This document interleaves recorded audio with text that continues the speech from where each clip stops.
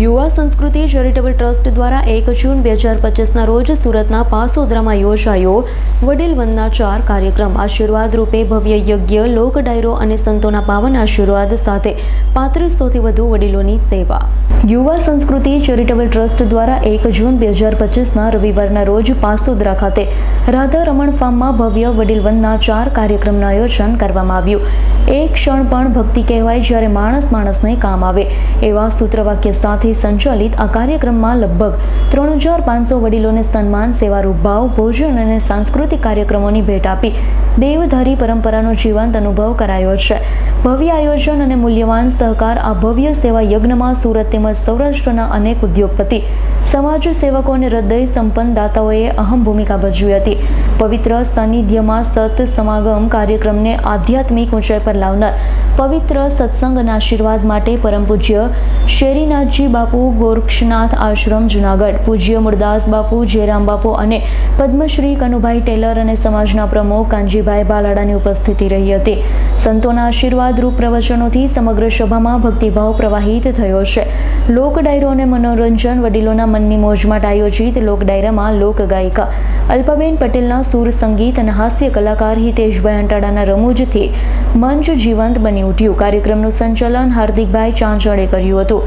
વડીલ યાત્રાના પુનઃમિલન રૂપી અવસર યુવા સંસ્કૃતિ ચેરિટેબલ ટ્રસ્ટ દ્વારા દર વર્ષે 1 જૂનના રોજ વડીલોના સરકારી જન્મદિવસ નિમિત્તે કાર્યક્રમ યોજાય છે।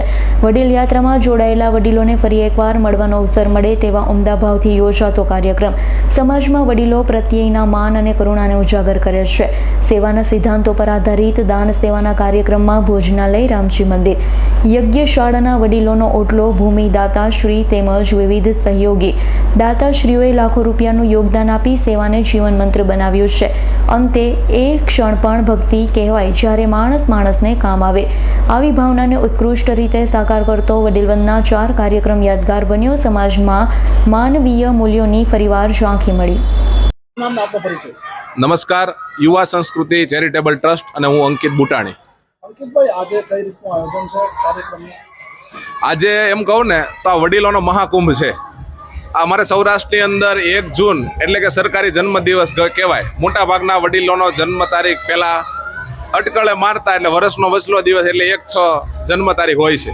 અમે દર 15 દિવસે જે વડીલોને યાત્રા કરાવીએ છીએ, વડીલોનો એવો ભાવ હોય હવે બીજી વખત ક્યારે લઈ જાવ છું, પણ અત્યાર સુધી લગભગ 65 વડીલ યાત્રાની અંદર 5500 જેટલા વડીલો સાથે વડીલ યાત્રાનું આયોજન થયું, પણ બીજી વખત હજી કોઈ વડીલોનો વારો નથી આવ્યો। એટલે અમે 4 વર્ષ પહેલા એવી થીમ બનાવી કે વડીલોને વર્ષમાં એક વખત કઈ રીતે પાછું મળી શકાય, એના સંવાદોને જાણી શકાય, એની સાથે બેસી શકાય, એની તકલીફોને જાણી શકાય એવા ભાવથી વર્ષનો વચલો દિવસ એટલે કે 1 જૂન અને 1 જૂને વડીલોના સરકારી જન્મદિવસ નિમિત્તે વડીલ વંદના મહોત્સવનું આયોજન થાય અને માતા પિતાનો જન્મદિવસ ફક્ત કેક કટિંગ કરીને નહીં પણ એનું પૂજન કરીને, એનો સ્નેહ સત્કાર કરીને, એનો પ્રેમ મેળવીને પણ જન્મદિવસનું એક આયોજન થાય એવા સુંદર ભાવથી યુવા સંસ્કૃતિ ચેરિટેબલ ટ્રસ્ટની અમારી આખી ટીમ દ્વારા આ વડીલ વંદના મહોત્સવનું આયોજન થાય છે।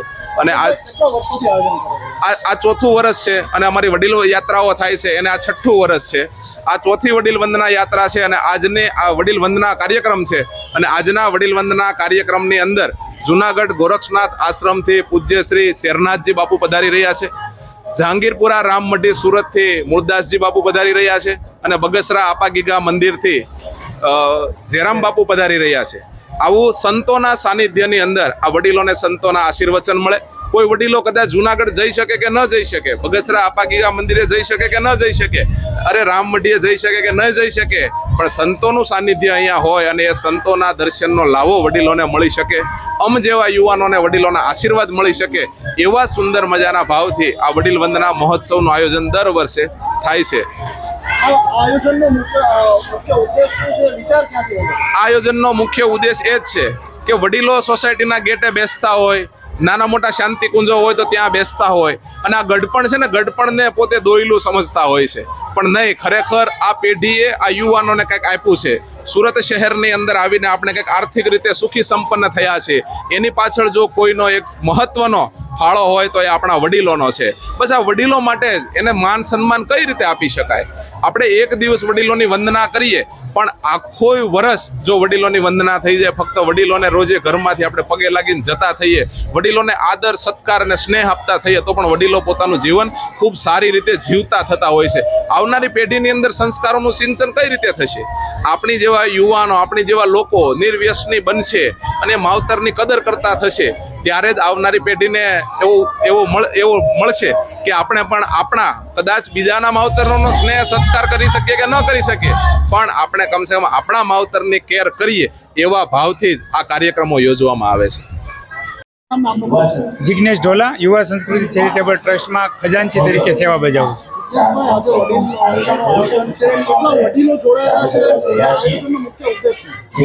અત્યાર સુધીમાં અમે દર 15 દિવસે એક વડીલ યાત્રા કરાવીએ છીએ. તો અત્યાર સુધીમાં અમે 6000 જેટલા વડીલોને યાત્રા કરાવી છે.